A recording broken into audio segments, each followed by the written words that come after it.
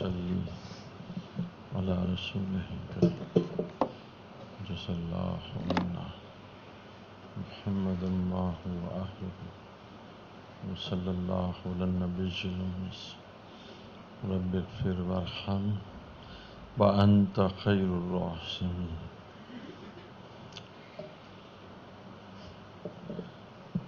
برصغیر پاک و ہند میں شیخ الحدیث کا جب نام آتا ہے تو اس سے مراد فقط حضرت شیخ الحدیث حضرت زکریا کاندھلوی مہاجر مدنی شمار ہوتے ہیں. تو حضرت کے ایک ساتھی تھے جو دارالعلوم دیوبند کے صدر مفتی تھے، ان کا نام تھا محمود الحسن. وہ بھی کاندھلے سے تعلق رکھتے تھے. کاندھلہ ایک شہر ہے جس میں بڑے بڑے اکابر بزرگ پیدا ہوئے ہیں. حضرت مولانا ادریس کاندھلوی، یہ سب احباب کاندھلے سے ان کا تعلق تھا.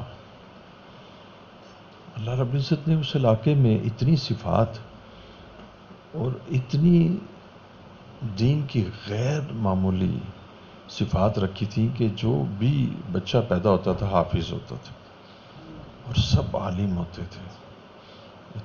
احتشام الحق کاندھلوی بھی جو حضرت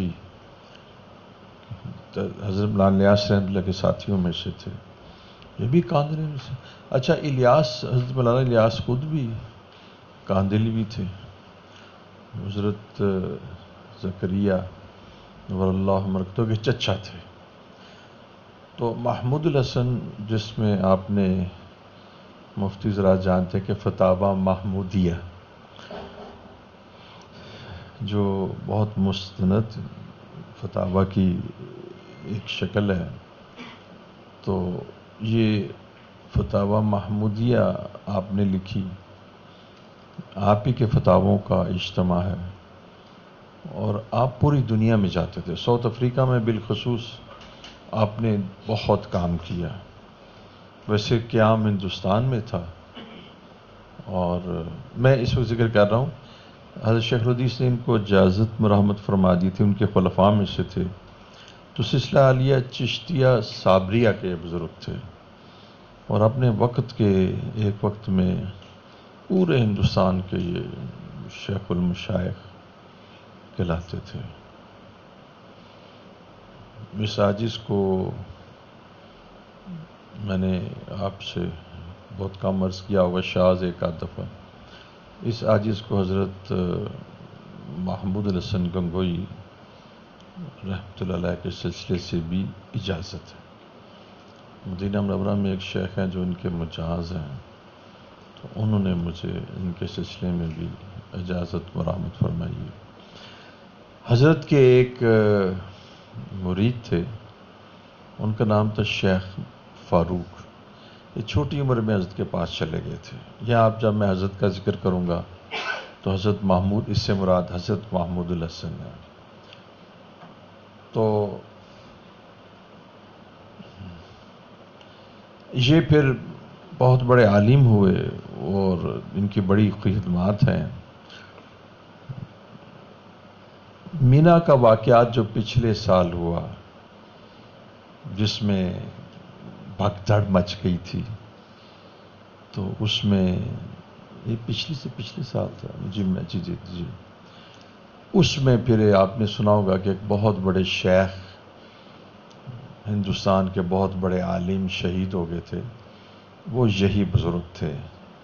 اب انہوں نے حضرت محمود الحسن کے ملفوظات کو اور ان کے فیوزات کو جمع کیا تھا.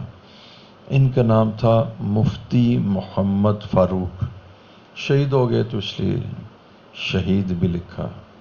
یہ مجمع تلے آ کے بہرحال اس وقت ہم نے یہ بھی دیکھا کہ لوگ جو تھے ان کی جان نکلی تھی، لیکن اس طرح ان کے اشہد اللہ الہ الا، تو بڑے اکابر میں سے تھے. میری ان سے ملاقات مدینہ منورہ میں ہی ہوئی تھی، مفتی محمد فاروق. تو بہت ہی صاحب صفات نوجوان اور فقی قسم کے عالم تھے. تو انہوں نے ملفوظات فقی الامت، یہاں فقی الامت سے مراد ہے مفتی اعظم دارالعلوم دیوبند، اور پھر یہ استاد الحدیث بھی تھے، شیخ الحدیث بھی تھے. تو میں نے ان کے کچھ ملفوظات پڑھے تو بڑے ہی دل پر اثر ہوا.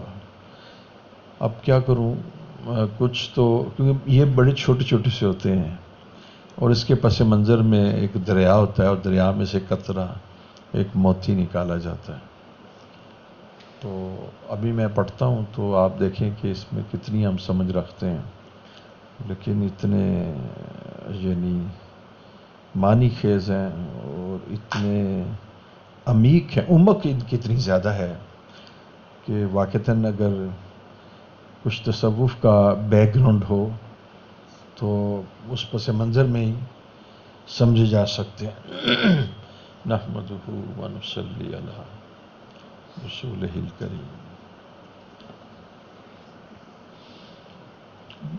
تو یہ ملفوظات ایسے ہی ہوتے ہیں کہ مشائخ جب اپنی مجالس میں، بعض کا نجی مجالس بھی ہوتی ہیں، عمومی مجالس بھی ہوتی ہیں، اس میں یہ کوئی بیانات نہیں ہوتے، واعظ بھی نہیں ہوتا، یہ نجی مجلس کی باتیں ہوتی ہیں تو وہ اکٹھا کر لیتے ہیں. بہرحال اگر کسی مجلس میں واعظ اور نصیحت ہو تو اس کے جمع کرنے کو بھی یعنی خطبات بھی کہہ سکتے ہیں، اور ہوتے تو ملفوظ ہی ہیں.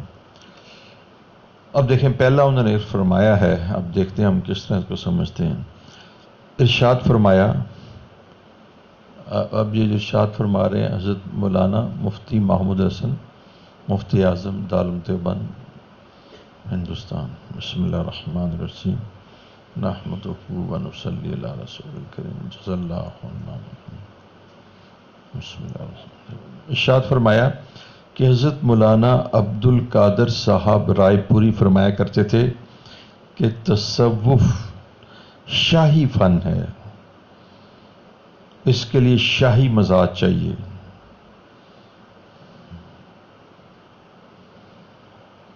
شاہی مزاج، بادشاہوں کا مزاج. میں آپ کو تھوڑا سا رک کے بتاؤں، اتنی 2 لفظ ہی لکھے آگے ایک رکھتا ہوں، میں آپ کو بتاتا ہوں. شاہی مزاج ہوتا ہے اس کو عطا کر دو، اس کو چھوڑ دو. تو اس کے اندر نا چھوٹی چھوٹی چیزوں کو نہیں دیکھا جاتا. بادشاہ لوگ بڑے وسیع القلب ہوتے ہیں، بڑے وسیع الظرف ہوتے ہیں، معاف کر دیتے ہیں، درگزر کر دیتے ہیں، فقیر کو نوازتے ہیں.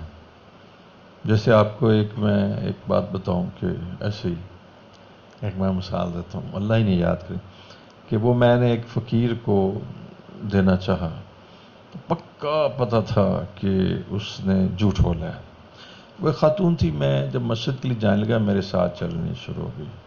میں بھوکی ہوں، میرے 5 بچے ہیں، اور مجھے آپ دے دیں، میں سب سے زیادہ بھوکی ہوں. تو میں نے کہا کب شادی ہوئی تھی؟ تو اس نے نا کہا 3 سال پہلے. تو 5 بچے بھی ہو گئے. وہ غلطی سے بیچاری اب اس کو، اچھا جب میں اس کو پیسے دینے لگا تو آپ یقین جانیے ایک ساتھی بولا کہ یہ تو جھوٹ بول رہی ہے حضرت، آپ اسے پیسے دے رہے ہیں. تو میں نے کہا بیٹا دیکھو، اگر اس جھوٹ بولنے پر اللہ رب العزت ہماری روزی بند کر لیں تو ہم کتنے جھوٹے ہیں. اس نے جھوٹ ہی بولا ہے. ممکن ہے کہ اس کو دھیان نہ رہا ہو، اور پتہ نہیں کوئی غلوف کر گئی ہے، یا ہے تو یہ مسکین مفلوق الحال کلاشنا. ہم نے کتنے پیسے دینے ہیں جی؟ 10-15 روپے. اس 10-15 روپے میں بھی جھوٹ اس کا ناخائل ہے. تو البتہ میں اس کو نہیں دیتا جو وہ ہوتا ہے نا، یہ کیا کہتے ہیں جو منشیات. وہ پتہ میں مسجد میں گیا تو ایک صاحب نے مجھ سے پیسے مانگے، میں نے نہیں دیے. جب واپس آیا تو میرے ساتھ بریگیڈی صاحب تھے، انہوں نے 50 روپے دے دیے. وہ ہمارے تھا. میں جب عصر میں آیا تو وہ نہ وہ سگریٹ پھونک رہا تھا وہی نشے کا. میں نے اس کو اس لیے نہیں دیا تھا کہ وہ منشیات کا آدمی تھا تو اس کو نقصان تو نہیں پہنچانا. میں نے کہا بیٹا دیکھو یہ جھوٹ بولتا ہے تو ہم نہیں کتنا جھوٹ بولتے. اس جھوٹ بولنے پر اللہ رب العزت ہماری روزی بند کرتے ہیں تو پھر تم کیا کرو گے. تو یقین جانیے گا کہ ہمارے اکابر اس چیز کو نہیں دیکھتے تھے. اچھا میں نے حضرت مولانا ذوالفقار نقشبندی دامت برکاتہم ہی کے پر ان سے بھی دیکھا اور پہلے شیخ کا بھی دیکھا تھا. تو میں اس میں کوشش تو کرتا ہوں پر بھول جاتا ہوں میری جیب میں پیسے نہیں ہوتے. اب 5,000 کا نوٹ ہوتا ہے تو وہ مشکل ہو جاتی. یہ فرماتے تھے کہ جو تم سے کہنا اللہ کے نام پر دو اس کو دے دی. یہ بھی حضرت جی نے مجھے بات فرمائی کہ جب کوئی کہتے نا اللہ کے نام پر دو تو اس وقت پھر وہ یہ نہیں دیکھتے کہ یہ ضرورت مند ہے یہ جھوٹ بول رہا ہے یہ ملنگرر ہے پھر اس کو دے دیں 10 15 20 روپے اس کو دے دیں. تو یہی حضرت دستگیر صاحب فرمایا کرتے تھے کہ بھئی یہ اس نے اللہ کا نام لیا ہے اتنا بڑا واسطہ لے کے 20 روپے لے رہا ہے تو ہم اس واسطے کو تو آخرت کے لیے محفوظ رکھتے ہیں یا بڑے بڑے کاموں کے لیے محفوظ رکھتے ہیں یا 20 روپے کے لیے اللہ کا واسطہ دیتا ہے. تو جب یہ بڑے لوگوں کی بات ہوتی ہے یہ بڑی چھوٹی چھوٹی باتیں ہوتی ہیں کہ یہ اس طرح ہے اس طرح ہے.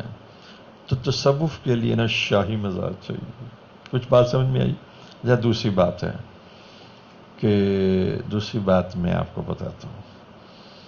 ایک مزاج ہوتا ہے ہر وقت کسی کو نہ ترازو میں تولے رکھنا اعتراض اعتراض اعتراض. میں نے آپ کو ایک واقعہ سنایا تھا نا ایک شخص نے کہا کہ میں نا وہ پہلے ان سے بیعت ہوا پھر ان سے بیعت ہوا پھر میں حضرت شیخ ذوالفقار نقشبندی سے بیعت ہوا پھر میں نے دیکھا نہیں میں ان سے ہٹ کے آپ کے پاس آ گیا تو میں آپ سے بیعت ہونا چاہتا. تو اس نے مجھے خود سنایا کہتے ایک دفعہ مسجد سے آپ آئے تو آپ نے جوتی دائیں ہاتھ میں پکڑی ہوئی تھی تو میں نے کہا میں نہیں آپ سے بیعت ہوتا. یا اللہ تیرا شکر.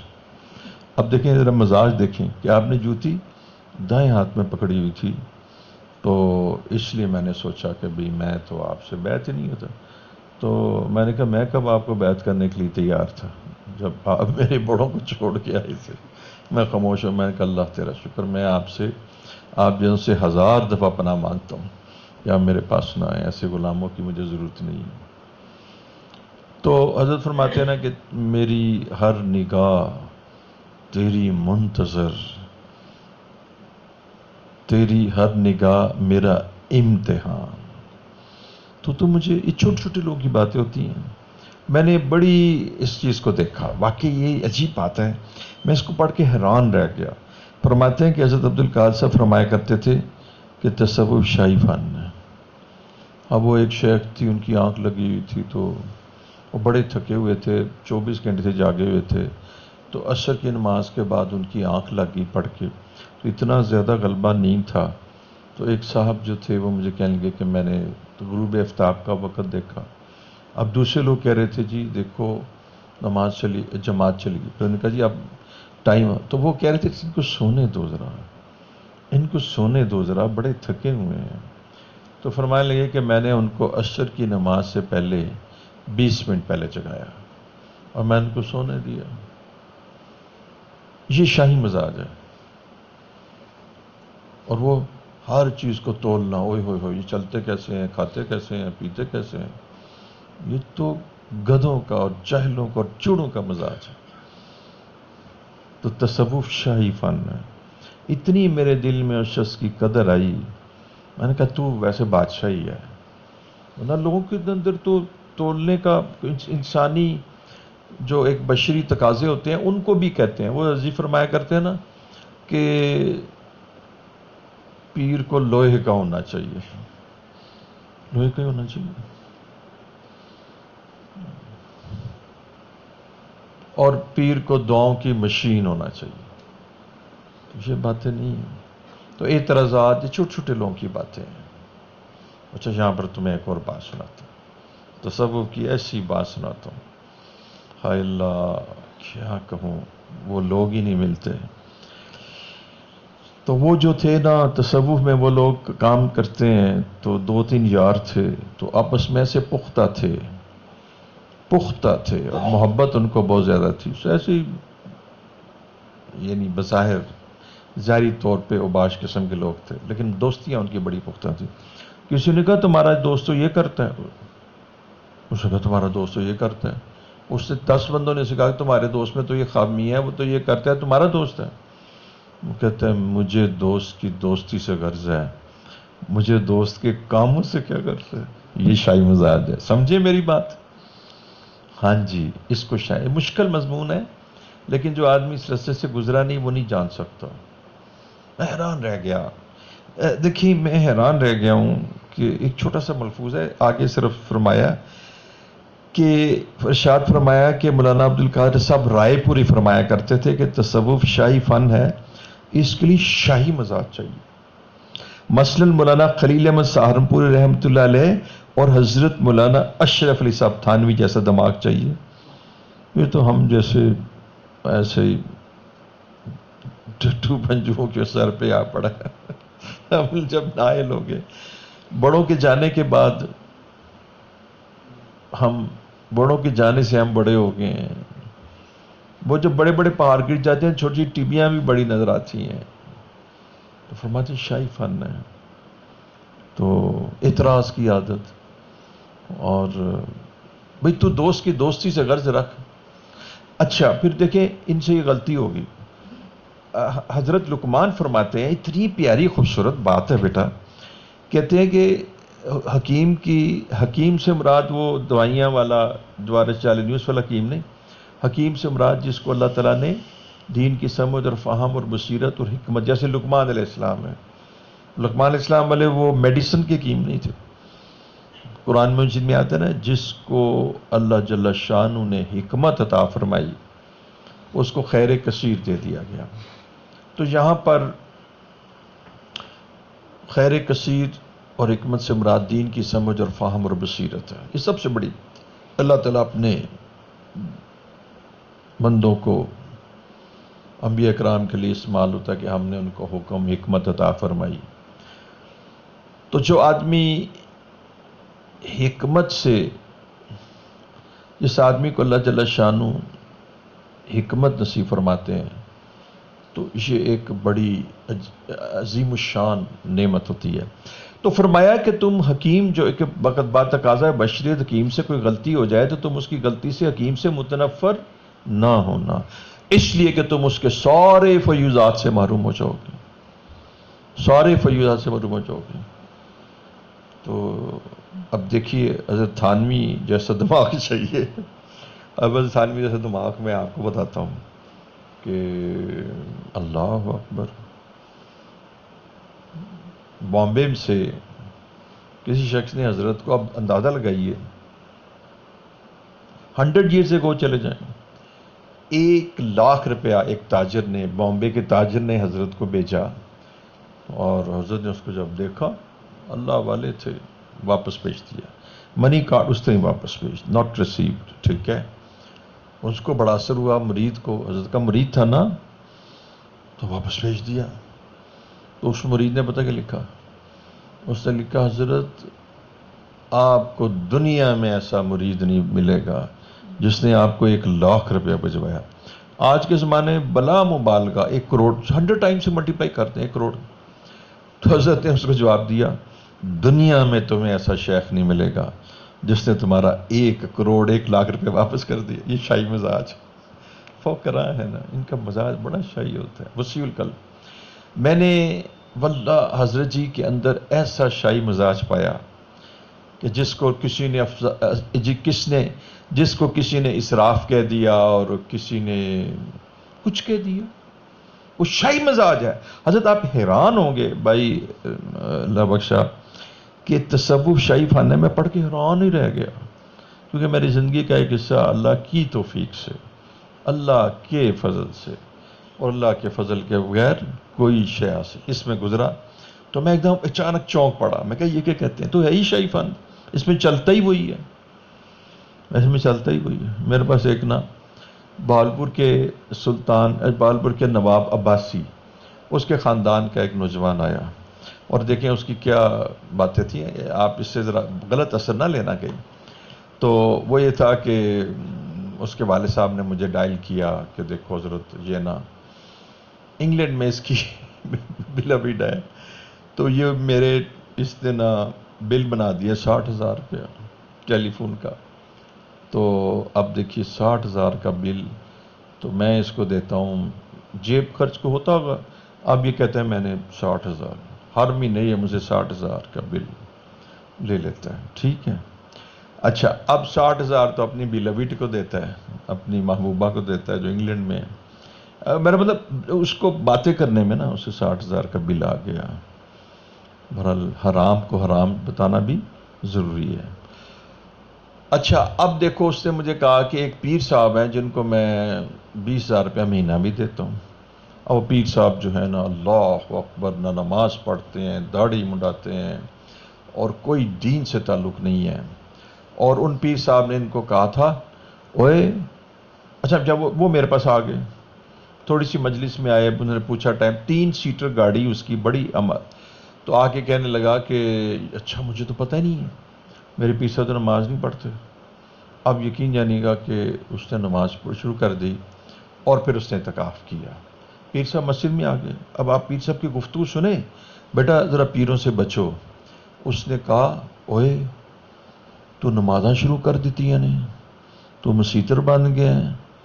اوئے میں جو ہے گا روزے قیامت تیرے پاس تھے. آپ مجھے بتائیں فرعون کس کو کہتے ہیں؟ واللہ ہی مجھے بتائیں فرعون. یہ شخص کافر ہے. اور دیکھیں یہ کافر ہونے کا، ہر کافر تو فرعون نہیں ہوتا نا. اس نے کہا کہ اچھا اب نے کہا میں تینوں دس جو تھی 20,000 روپے مہینہ تھے ان جی لایا اسی نے، اور باقی وہ نواب کا بیٹا تھا. بہرحال میں نے اس کو نا وہ ڈر گیا کہ میں نے اس کو 3 دن یا میں نے کہا چلو تم چھوڑ کے ادھر آ جاؤ، مسجد میں تو ہر آدمی پہنچ جاتا ہے. 3 دن میں نے اس کو رکھا. اب یقین جانی اس کی عبادت دیکھنے والی تھی. وہ محبت جو اس کو اس لڑکی سے تھی نا وہ منقطع ہوگی، اس پہ منع کیا، اور ذکر و دروشی میں وہ لڑکا پڑ گیا، اور اس نے اپنی زندگی کو نا بدل دیا. اور بادشاہ بہادر لوگ ہیں نا، شاہی لوگ ہیں نا، تو چھوٹی چھوٹی باتوں میں نہیں پڑتے کہ فلاں کیا ہوگا، لوگ کیا کہیں گے، فلاں یہ کوئی نہیں. یہ بھی میرے شاہی فن یہ بھی ہے، لوگ کیا کریں گے، فلاں کیا کہیں گے، ماں کیا کہے گی، بیوی تو تھی نہیں، وہ فلاں کیا کہے گا. داڑھی رکھ لی، امام پہن لیا، زندگی بدل گئی.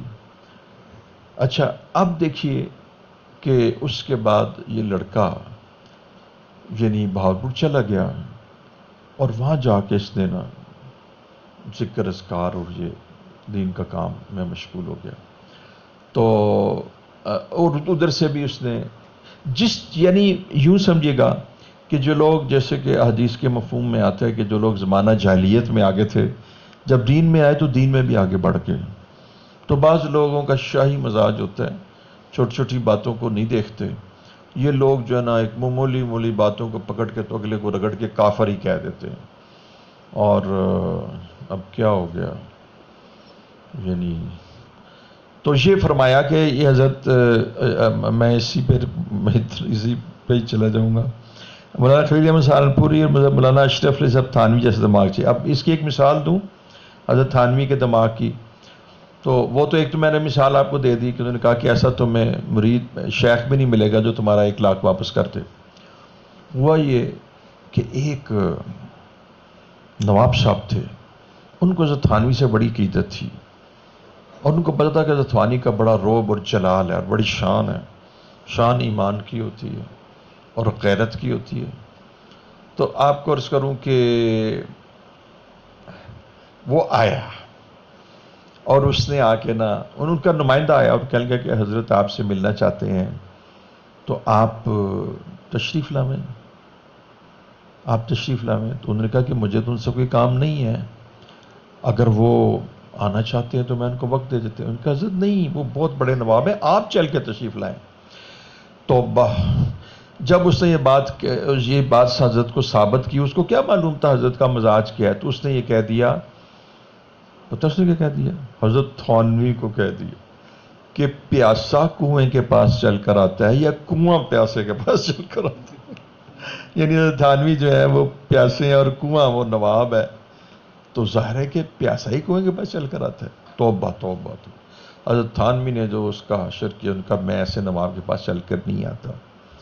اب میں آپ کو بتاتا ہوں کہ حضرت تھانوی کو یہ بھی علم تھا کہ دین کا کام رکے بھی نہ۔ اب وہ نواب صاحب خود بنفس نفس شریف لائے اور اس نے معافی مانگی، اس ساتھ وہ آدمی تھا، اس نے بھی معافی مانگی۔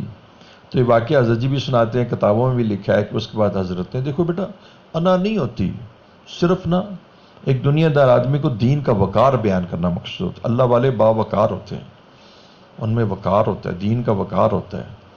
آپ عاجزی تو اختیار کریں گے لیکن قرآن کو تو نہیں نیچے پھینک دیں گے، اللہ استغفر اللہ، قرآن کو تو اوپر ہی رکھیں گے نا۔ اگر کوئی چیز، اگر آپ نیچے بیٹھیں گے تو قرآن کو تو نہیں زمین پہ رکھ سکتے۔ اب یہ جناب طے ہو گیا کہ جناب حضرت والا وہاں تشریف لائیں گے۔ تو یقین جانیے یہ بات آپ نے حضرت سے بھی سنی ہوگی کہ جس وقت حضرت تھانوی وہاں تشریف لائے تو پتہ اس نے کیا کیا، اس نے ٹرین سے ریسیو کیا، اور ٹرین سے حضرت کو ریسیو کرنے کے بعد اس زمانے میں گھوڑا اور وہ کیا کہتے ہیں جی ٹانگا، اور خاص شاہی ٹانگا، اس نے نواب نے شاہی ٹانگے سے گھوڑا اتار دیا اور خود اپنے آپ کو چوت لیا، حضرت تھانوی کو لے کر تو پھر اپنے گھر لے کے گیا۔ یہ حضرت تھانوی کا دماغ تھا، کیسا دماغ درست کیا۔ ہاں میں تو عاجز بندہ ہوں، زیادہ کلام نہیں کرتا، اس لیے کہ میں ڈرتا ہوں، کیونکہ قربانی کی عادت بھی نہیں ہے اور نہ کبھی قربانی کی ہے۔ میں نے چند لوگوں کو کہا کہ میں نے اپنے آسم کا کھالے نہیں مانگ لی، اس میں بڑی ذلت ہے۔ تم نہ 2 رکعت نماز نفل رات کو پڑھ کے اللہ سے مانگ لو، کھالے نہیں مانگ لی۔ اب جب تم کھال مانگتے ہو تو وہ میں نے نہیں مانگنے دو، کھالے اسپتال والوں کو، دائیں والوں کو، کھالے نہ مانگو، کھانے کی ہمیں کیا ضرورت ہے؟ دارالعلوم دیوبند کھالوں سے چلا تھا، علماء کھالوں میں پلتے۔ میں نے کہا جب اتنی ذلت کی بات ہے تو پھر آپ ذلیل نہ ہو، کھالیں نہ مانگے۔ اب جناب سنیے، اب نواب صاحب ہیں، کھانا خود لے کے آتے ہیں، حضرت تھانوی کے ہاتھ خود دھلاتے ہیں، اور کرتے کیا ہیں کہ جس وقت چلتے ہیں تو حضرت تھانوی کے پیچھے پیچھے چلتے ہیں۔ اب مشکل ہوتی ہے بعض اوقات کہ بھی اگر آپ نے کسی کمرے میں جانا ہے تو جو رہنما ہو وہ پیچھے ہو، لیکن بہرحال ادب کی وجہ سے پیچھ نہیں کرتے، ہاتھ بھی خود دلاتے ہیں، پانی بھی خود لے آتے ہیں، وضو بھی خود کراتے ہیں۔ ایسے بھی نواب ہوا کرتے تھے۔ پھر ایسے نوابوں کی وجہ سے لوگوں کے اوپر کتنی رحمت برستی ہوگی کہ جس وقت عوام میں، مڈل طبقے میں دین ہوتا ہے تو عمرہ، یہ قرآن مجید سے بھی، حدیث سے بھی ثابت ہوتا ہے، جب عوام میں دین ہوتا ہے تو اس طبقے کے عمرہ اور تاجروں کو اللہ رب العزت رقیق القلب بنا دیتا ہے، کسی کی بیماری کو، کسی کی ضرورت کو پورا کیے بغیر نہیں رہ سکتے۔ تو ایسے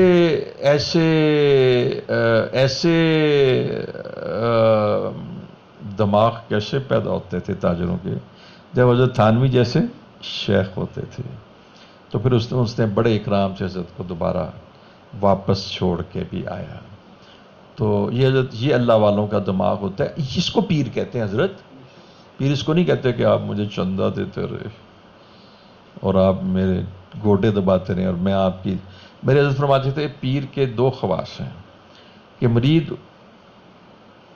پیر کے 2 خواص ہیں، سننا گا ذرا، کہ مرید اس کو پیسے دیتا رہے اور وہ مرید کی تعریف کرتا رہے، بس مرید بھی خوش ہو گیا کہ میں نے تجھے، اللہ مجھے معاف فرمائے، یا اللہ میں نہیں کسی کو کہتا، لیکن اتنے لوگ کہتے ہیں مجھے پیر نے حضور اقدس صلی اللہ علیہ وسلم کے ہاتھ پر بیعت کرا دی۔ اوہو، نہ زندگی میں شریعت ہے نہ دین ہے، اور خوش کر دیا، بالکل دین کا کوئی پتہ نہیں۔ دیکھو بیٹا نماز ہی نہیں ہے تو پھر آگے کیا، آگے کس بات کی ہم کریں؟ یہ بہت سارے لوگ مجھے کہتے ہیں، میں سچی کچھ جواب نہیں دیتا، میں ڈر جاتا ہوں، میں کہتا ہوں میرے ذمہ تو نہیں ہے نا ساری دنیا کا کوئی اسلام، حضرت میں ڈر جاتا ہوں، میں نہیں آگے جواب دیتا، لیکن دیکھ رہا ہوتا ہوں کہ اس کی زندگی میں کوئی نماز بھی نہیں ہے بس۔ تو یہ آپ کو پتہ لگا تصوف شاہی فن ہے۔ ایک اور بات سناؤں، یہ میاں میر والے ہیں نا، ان کے پاس جہانگیر ملنے کے لیے آیا.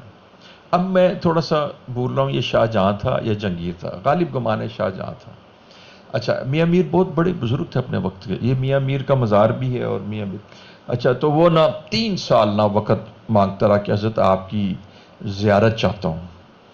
پہلے سال بھی جانے کی اجازت دی، دوسرے سال بھی اور تیسرے سال بھی نہیں اجازت دی. ٹھیک ہے، اب جس وقت آئے تو حضرت نے بلایا، تو بلانے کے بعد کہتے ہیں ہاں یہ غالباً جہانگیر ہی ہے. آپ بات کرتے ہیں کہ لوگوں پہ ظلم نہ کیا کرو. اندازہ لگائیں، آپ کہتے ہیں نا کہ جہانگیر کتنا منصف تھا اور انصاف پسند تھا. پس منظر میں ایسے لوگ تھے، ایسے لوگوں کی مجالس میں جاتا تھا. نوابزادہ نصر اللہ صاحب کے اوپر عجیب عشق رسول کا حال طاری تھا. کلین شیف تھے لیکن عشق رسول کا حال طاری تھا. میرے کچھ دوستوں میں سے بھی تھے. کہاں سے لیا تھا؟ عطا اللہ شاہ بخاری سے. عطا اللہ شاہ بخاری سے لیا تھا. اچھا، اب حضرت اس کو ڈانٹ رہے ہیں کہ بھئی، ڈانٹنے کا مطلب نصیحت فرما رہے ہیں کہ بھی تو ظلم نہ کیا کر، یہ مخلوق کے ساتھ نرمی کیا کر، راتوں کو گشت کیا. اس وجہ سے جہانگیر، اللہ قدر جہانگیری مشہور ہے. تو میں آپ کو دلچسپ بات بتاتا ہوں، جب وہ جانے لگا تو کہنے لگا حضرت آپ کی کوئی خواہش ہے جو میں پوری کر دوں؟ ہوتا ہے کہ آپ کو کوئی جاگیر دے دوں، کوئی خادم دے دوں. فرمایا کہ دیکھیں میری ایک ہی خواہش ہے جو آپ پوری کر دیں. اس سال تو آپ تشریف لائے ہیں، اگلے سال تشریف نہ لائیے گا. یہ ہے شاہی مزاج. اب اندازہ لگائیے، بادشاہ کو کہتے ہیں بس اگلے سال کائنڈلی نہ آئے. ابھی تو میں نے آپ کو 3 سال بعد ٹائم دیا اور اگلے سال. جناب محترم نواز شریف صاحب میرے شیخ حضرت غلام دستگیر نور اللہ علیہ 6 ماہ ٹائم مانگتے رہے. اس وقت غالباً مجھے لگتا ہے کہ یہ چیف منسٹر تھے، تو انہوں نے ٹائم نہ دیا. اچھا، جو بندہ آئے نا اس کو حضرت اندر بٹھا لیں، اندر بٹھا لیں، اس کی بڑی خاطر نوازا کریں، ٹائم پھر بھی نہ دیں. ایک دفعہ انہوں نے 19 گیٹ کا آفیسر بھیجا تو اس کو بھی اندر بٹھا لیا، بڑا کھایا پلایا، ٹائم دیا. تو اس نے نا تھوڑا سا وہ ناراض ہوا کہ جی آپ کہیں گے میں تو فقیر آدمی ہوں، میرا کیا وزیروں سے تعلق ہے. بہرحال کوئی ایسا معاملہ تھا، 6 ماہ کے بعد ٹائم دیا. تو جناب نواز شریف صاحب محترم تشریف لائے تو کہنے لگے کہ میں تو صدر ایوب سے ٹائم لیتا تھا، وہ بھی دے دیتا تھا، تو آپ نے مجھے ٹائم نہیں دیا. تو فرمان لگے دیکھو بات یہ ہے کہ صدر ایوب تو آپ کو ٹائم دے، میں وزیر ہوں، میں فقیر ہوں اور آپ وزیر ہیں. میں فقیر ہوں اور آپ وزیر ہیں، میرا آپ سے کیا تعلق ہے؟ میں فقیر ہوں. یہ میرے شیخ ہیں جی، حضرت شیخ غلام دستگیر میرے نقشبندی سلسلے کے بھی شیخ ہیں.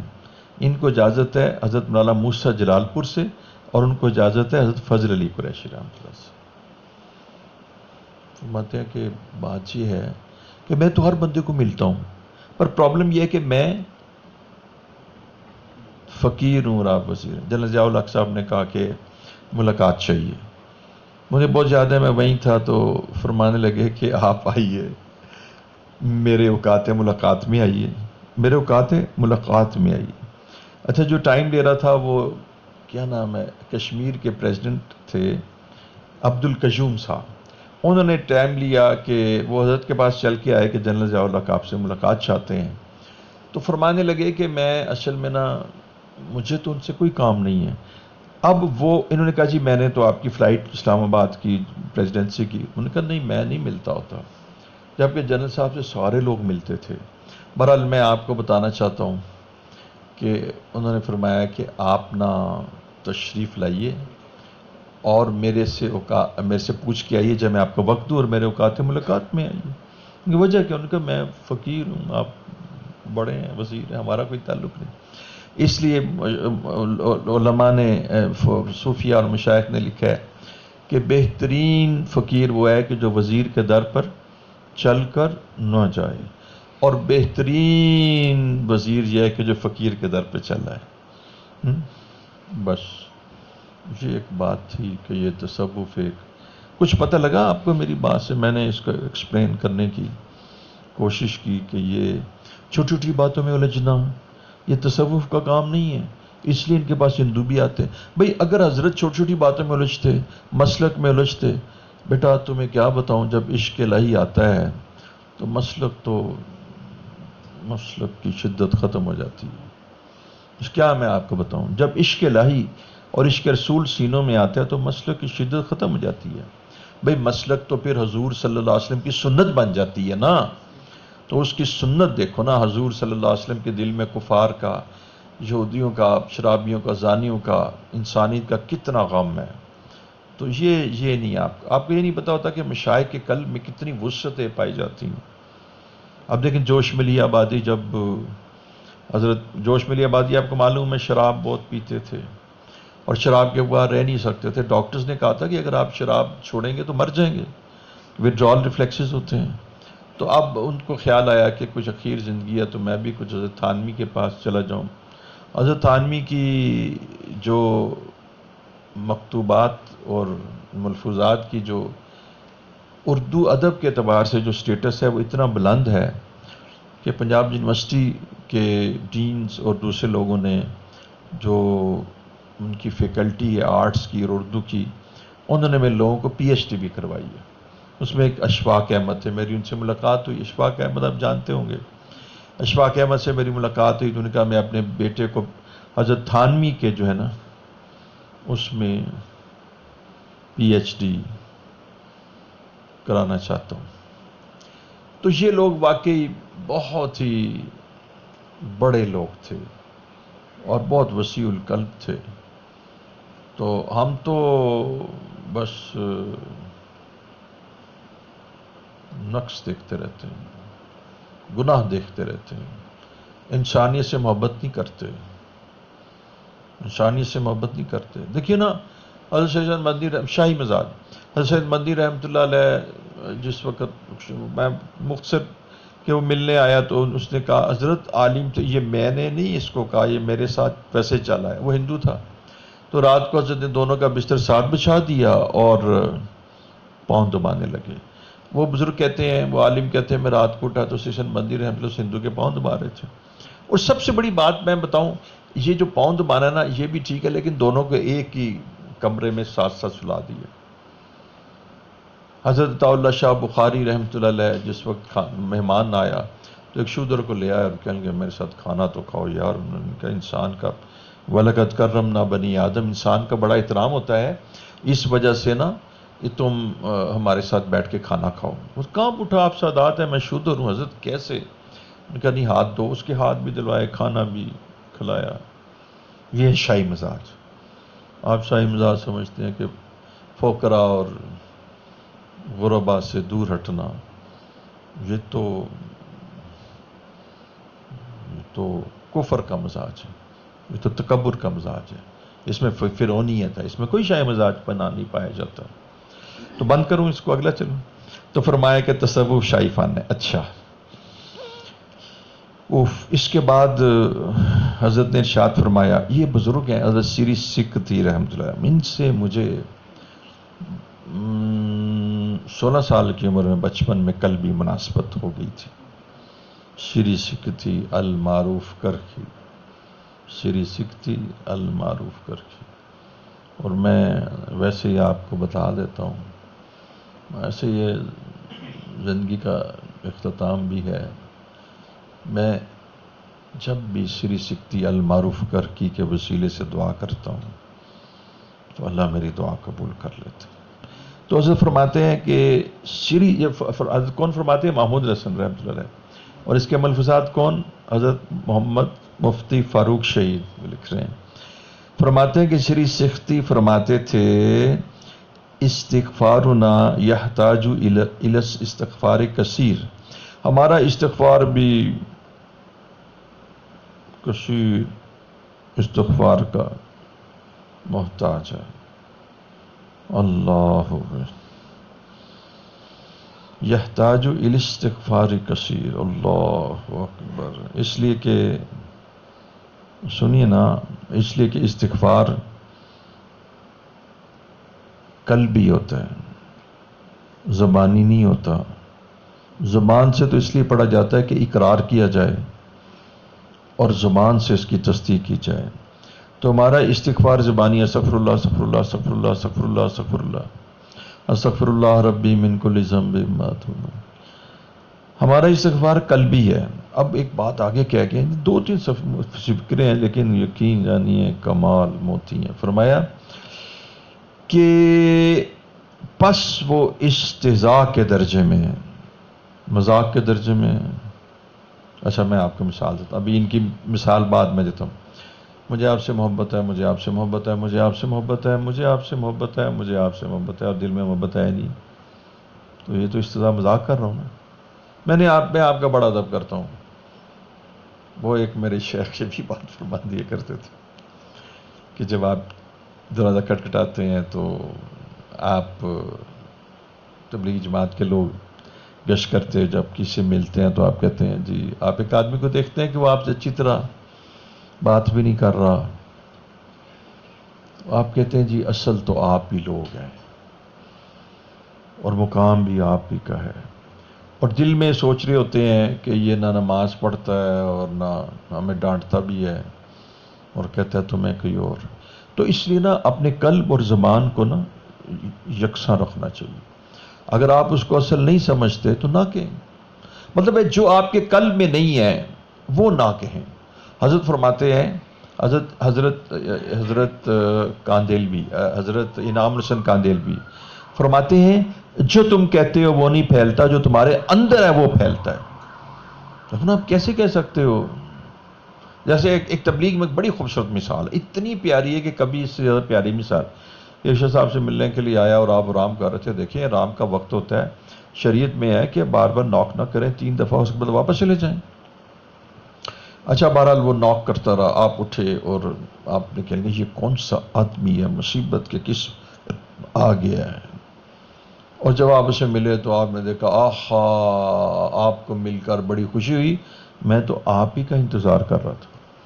فرماتے ہیں اس سے بڑے نفاق اور منافقت کوئی ہو سکتی ہے کہ زبان سے آپ یہ بات کر رہے ہیں اور اوپر سے آپ یہ کر رہے ہیں۔ اب آپ کہہ رہے ہیں جی میں آپ سے بڑا متاثر ہوا ہوں اور میں آپ سے، اور قلب میں تو کوئی تاثر نہیں ہے۔ تو اس طرح کہہ رہے ہیں اللہ معاف کر دے، استغفار زبان سے، تو قلب کے اندر تو ندامت اور شرمندگی نہیں ہے، جبکہ حدیث میں آتا ہے کہ استغفار تو ہے ہی ندامت کا نام۔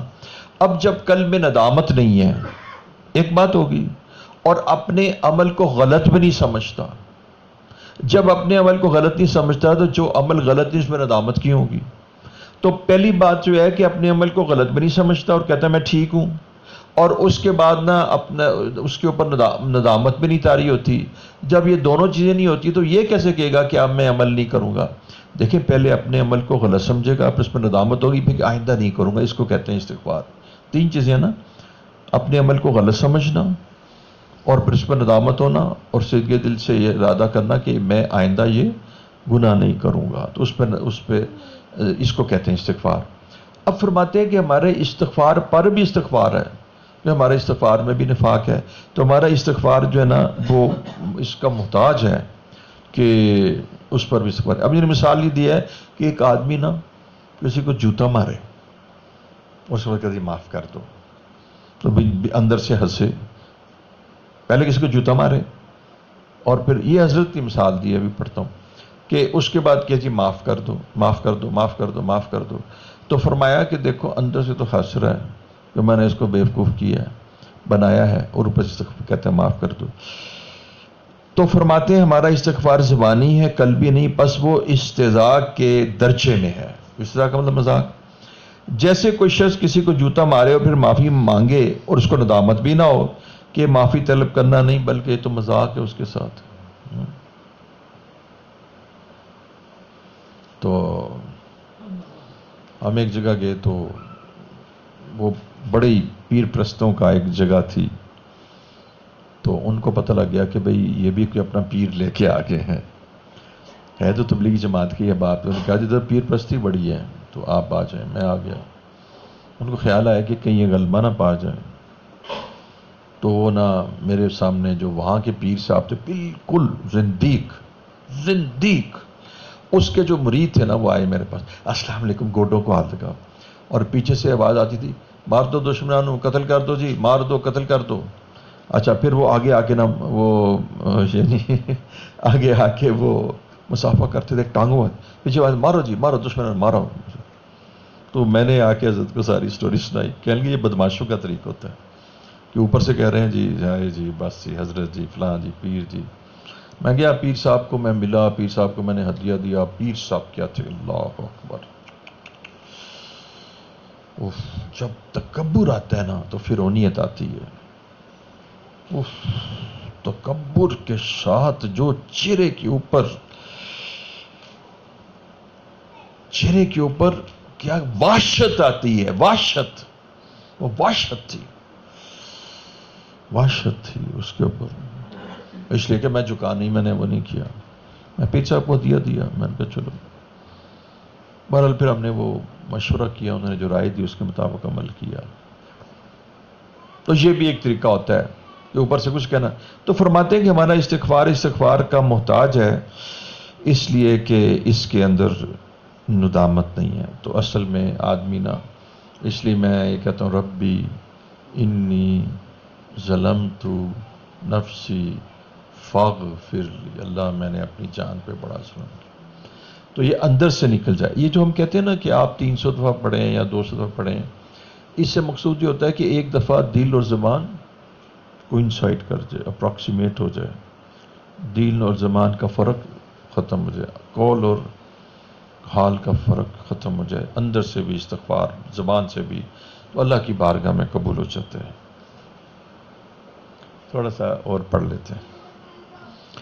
اچھا, یہ چھوٹی چھوٹی باتیں ہوتی نا, اس میں یہ نہیں ہوتا کہ ایک مضمون چل رہا ہو, مختلف باتیں کسی نے پوچھ لی, ملفوظات ہوتے ہیں, تو مختلف مضامین میں عنوان ایک نہیں ہوتا. فرماتے ہیں کہ حقیقت خلق سے مراد وہ انک لعلی خلق عظیم. حضور صلی اللہ علیہ وسلم کو ارشاد فرمایا گیا کہ ہم نے آپ کو خلق کے اعلیٰ ترین مرتبے پر فائز کیا ہے. فرماتے ہیں کہ لوگوں سے, یہ بڑی اچھی باتیں ہیں, دیکھیں چھوٹی چھوٹی باتوں کی اصلاح بھی ہوتی ہے. فرمایا کہ لوگوں سے خلق, چکنی چپڑی اور ہنس ہنس کر بات کرنے کا نام رکھ لیا ہے, خواہ دلوں میں بہت سے کیوں نہ. میرے خیال میں آخری ملفوظ ہے, میں نے 10-12 سلیکٹ کیے تھے لیکن 3 ہی ہو سکیں. فرماتے ہیں کہ لوگوں سے چکنی چپڑی اور ہنس ہنس کر بات کرنے کا نام رکھ لیا ہے اخلاق حسنہ, خلق الاخلاق.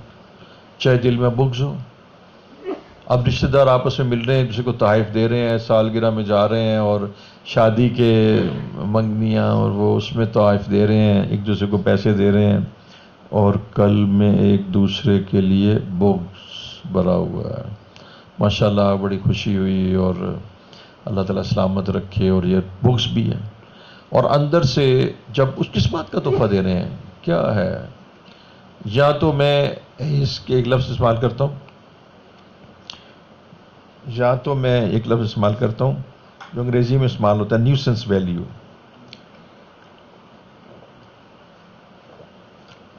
یہ آدمی آ گیا, یعنی نیوسنس ویلیو تو حدیث میں بھی اس کا تذکرہ ہے. مفتیان بیٹھے, میں مثال دیتا. ایک شخص حضور وسلم کے پاس آیا تو عائشہ صدیقہ رضی اللہ تعالی عنہ سے حضور صلی اللہ علیہ وسلم تذکرہ فرمایا کہ یہ بڑا یعنی نقصان دہ اور بڑا بد خصلت قسم کا انسان ہے. تو یہ فرمایا, اور اس کے بعد اس کو بلا لیا اور اس کے ساتھ بڑی ہی جو ہے نا خوش خلقی کے ساتھ معاملہ کیا, خوش خلقی کے ساتھ. تو حضرت عائشہ صدیقہ رضی اللہ عنہ نے پوچھا کہ آپ نے فرمایا دفع مضرت کے لیے, اس کے نقصان اور اس کی مضرت سے بچنے کے لیے میں نے اس کے ساتھ یہ معاملہ کیا ہے. تو یہ بات تو درست ہے, یہ میں نے ایک بات پہلے سے واضح کر دی کہ دفع مضرت کے لیے کہ بھی یہ مجھے تکلیف پہنچائے گا, اس کے نقصان سے بچنے کے لیے میں نے اس کے ساتھ. تو حضرت تھانوی نے بھی بہت سارے معاملات میں دفع مضرت کا تذکرہ کرتے ہوئے بعض جگہوں پر ایسے لوگوں کے ساتھ کہ جن سے کام ہو, ان دفع مضرت کے لیے کچھ معاملات بتائے ہیں کہ جس کی شرعاً اجازت ہے, گو بظاہر وہ ان کی میں قباحت ہے. عمومی طور پہ ہم دیکھتے ہیں کہ بھئی یہ آدمی ہمارے پاس آیا ہے، اگر ہم نے اچھا کھانا نہ کھلایا تو کیا کہے گا؟ اس کے بچے کی شادی ہے تو اگر ہم نے اسے تحفہ نہ دیا تو کیا کہے گا؟ اور اگر ہماری بچی کی شادی تھی تو اس نے تحفہ دیا تھا تو ہمیں اسی کے ایکولنٹ دینا چاہیے. اس کو تک عثمانی صاحب دامت برکاتہم نے کہا تو سود ہو جاتا ہے اور اس میں اخلاص کوئی نہیں ہوتا اور یہ لین دین ہے بس. پتہ نہیں اس کو کیا کہتے ہیں، نیوتا یا کیا لفظ بولتے ہیں. برحال مختصراً میں عرض کروں کہ بعض اوقات ہم ایک دوسرے کے ساتھ معاملہ کرتے ہیں اور گلے مل رہے ہوتے ہیں، دلوں میں بغض ہوتا ہے اور ایک دوسرے کو اچھے الفاظ کہہ رہے ہوتے ہیں، چکنی چپڑی باتیں کر رہے ہوتے ہیں اور ہنس ہنس کے کھول رہے ہوتے ہیں، لیکن قلب میں اعتراض بھی ہوتا ہے. اس کو صدق نہیں کہتے، اس کو نفاق کہتے ہیں، اس کو خلق نہیں کہتے. مولانا رشید احمد صاحب گنگوئی رحمۃ اللہ کا قول، اب کتنے بڑے آدمی ہیں کہ خلق کیا ہے؟ مخلوق کے ساتھ رشید احمد کتنے بڑے آدمی ہیں، ان کا قول کہ خلق کیا ہے کہ مخلوق کے ساتھ ایسا برتاؤ کرنے کو کہتے ہیں جس سے خالق بھی راضی ہو. یعنی یہاں پر تھوڑا سا میں اپنی طرف سے یہ عرض کرتا ہوں، آپ کو بات سمجھ میں آئے گی کہ جب آپ اس کے ساتھ بات کر رہے ہیں، آپ ہنس کے بات کر رہے ہیں اور آپ نہ چکنی چپڑی کا مطلب کچھ ملا کے اس کی بات کرتے ہیں کہ ماشاءاللہ آپ کا یہ تھا، آپ کی تو جناب اقبال بلندو، آپ کی تو عادات ہی بہت ایسی ہیں اور آپ تو فلاں، اس سے چکنی چپڑی باتیں کر کے آپ اس کو نا آئینے میں لا رہے ہیں اور ساتھ اس کو یقین دلا رہے ہیں کہ میں آپ کا بہت ادب کرتا ہوں اور اس سے وہ خوش ہو رہا ہے. تو فرمایا کہ اس سے، ابھی انہوں نے نہیں کہا لیکن میں آپ کو بات سمجھانے کے لیے کہ چیزیں ایڈ کر رہا ہوں کہ اس سے آپ نے کس کو راضی کیا بتائیے؟ مخلوق کو. اس سے آپ نے کس کو راضی کیا؟ مخلوق کو. اور چونکہ مخلوق جو ہے دلوں کا حال نہیں جانتی تو اس لیے مخلوق کیا ہوگی؟ راضی نہیں بیٹا، چونکہ مخلوق دلوں کا حال نہیں جانتی اس سے مخلوق راضی ہو جائے گی، تو مخلوق راضی ہو جائے گی. اب اس میری بات کو سنیں. حضرت رشید احمد گنگوئی فرماتے ہیں کہ خلق مخلوق کے ساتھ ایسے برتاؤ کرنے کو کہتے ہیں جس سے خالق بھی راضی ہو. چکنی چپڑی باتیں کرنے سے جبکہ دلوں میں بغض ہو، خالق کہاں راضی ہوتا ہے؟ اور مخلوق کو اگر بغض قلبی کا علم ہو جائے تو وہ بھی کہاں راضی ہوتی ہے؟ جی تو بتانا آپ کو صرف یہ چاہ رہا تھا کہ دیکھیے، آپ اس کو یوں سمجھیے گا، اس کو ہم یاد کر لیتے ہیں کہ خلق جو ہے نا مخلوق کے ساتھ چکنی چپڑی باتیں کرنے کو نہیں کہتے اور ہنس ہنس کے باتیں کرنے کو بھی نہیں کہتے. آج کل جو لیٹسٹ اور مغرب زدہ لوگوں کا جو طریق ہے اس میں وہ ہنس ہنس کے اور چکنی چپڑی اور جتنی زیادہ آپ کسی کو متاثر کر سکیں. اچھا، اب فرمایا کہ اس سے میں اب میں اپنا قول بنا کے اس کو پیش کرتا ہوں کہ اب آپ نے اس مخلوق کو راضی کر لیا، لیکن صرف مخلوق کو راضی کرنے کا نام اخلاق حسنہ نہیں ہے، خلق عالیہ نہیں ہے، خلق عظیمہ نہیں ہے. خلق کہتے ہیں کہ مخلوق کے ساتھ راضی کرنے کو اللہ کو بھی راضی کیا جائے، مخلوق کے ساتھ راضی کرنے کے ساتھ ساتھ اللہ کو بھی راضی کیا جائے. اب اللہ کو کیسے راضی کیا جائے گا کہ اللہ تو تمہارے قلوب کو دیکھ رہا ہے اور تمہارے قلب کے اندر اس شخص کا کینہ بھی ہے اور اس کے بارے میں بغض بھی ہے اور تم اس کے اندر یعنی وہ جذبات نہیں رکھتے جو تم زبان سے ہنس ہنس کے اور چکنی چپڑی باتوں میں کہہ رہے تھے. تمہارے قول اور فعل میں فرق ہے. جب تمہارے قول اور فعل میں فرق ہے تو تم سے اللہ کیسے راضی ہو سکتے ہیں؟ اور فرمایا کہ چونکہ اللہ تعالیٰ تو تمہارے دلوں کو حال دیکھتے ہیں اس لیے اللہ تو راضی ہوں گے نہیں. اگر بالفرض کہ جب تم یہ چکنی چپڑی باتیں اور ہنس کے بات کر رہے ہو، اگر تمہارے دوست کو بھی پتہ لگ جائے اپنی بصیرت سے کہ تم بات تو کر رہے ہو اور تمہارے اندر یہ چیز موجود ہے کہ بغض ہے، تو وہ تمہارا دنیا کا ساتھی بھی راضی نہیں ہوگا. تو اصل بات یہ ہے کہ دل میں بغض نہ ہو. اور ظاہری طور پر میں اس چکنی چپڑی باتوں کو ایک لفظ دیتا ہوں، مداحنت. ایک ہے مدارات ظاہر میں ہوتے ہیں اور مدارات میں ہوتے ہیں مقصود تالیف قلوب، وہ اور چیز ہے. اور مداحنت میں ہوتا ہے اس کے ساتھ مل کے اس کی بات کر لی، اس کے ساتھ مل کے اس کی بات کر لی، اس کے ساتھ مل کے، اس سے بری کوئی چیز نہیں، مداحنت حرام ہے۔ تو دیکھیں اخلاق حسنہ یہ ہے۔ اب ہم آئیے حضرت رشید احمد گنگوئی رحمۃ اللہ علیہ کی اخلاق حسنہ اور خلق حسنہ کی جو تعریف ہے وہ یہ ہے کہ جس سے خالق بھی راضی ہو، بس۔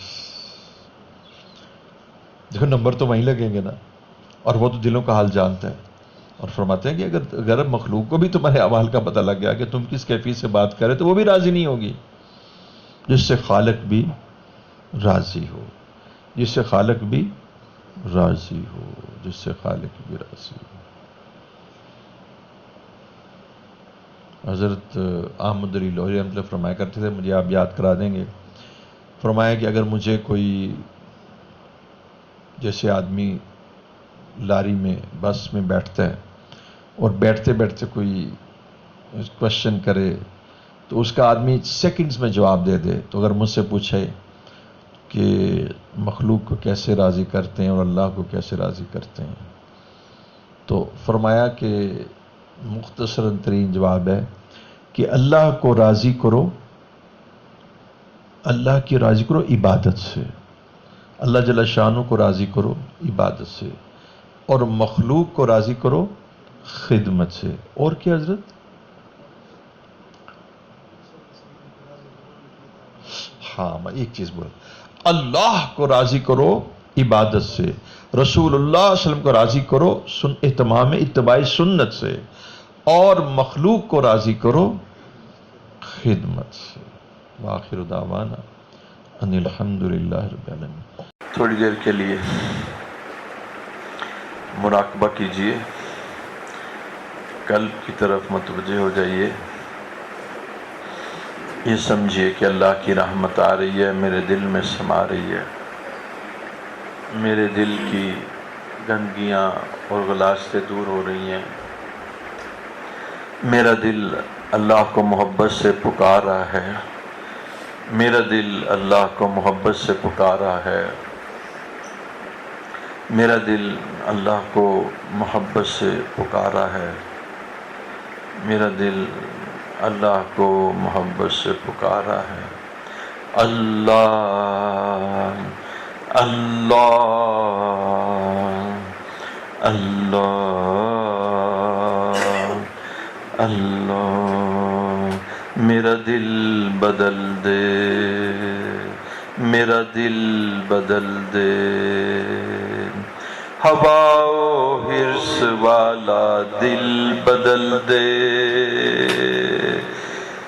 ہوا و حرص والا دل بدل دے، میرا غفلت میں ڈوبا دل بدل دے، بدل دے دل کی دنیا دل بدل دے، ہوا و حرص والا دل بدل دے،